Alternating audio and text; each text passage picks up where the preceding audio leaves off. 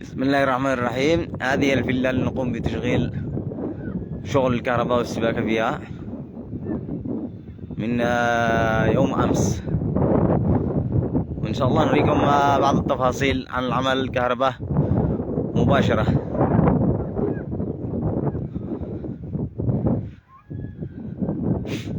طبعا الفيلا هي طيرمانة الحالة، البقعة نفس المكان نفسه طيرمانة، ما احتاج كان طيرمانة فوق لأنه مرتفع على مستوى الأرض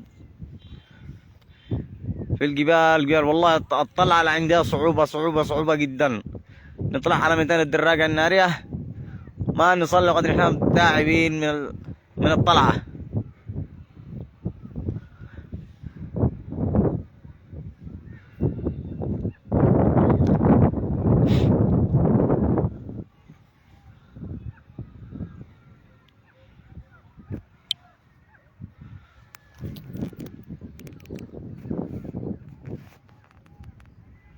وهذا أنا مختار عبد الرغيب. السلام.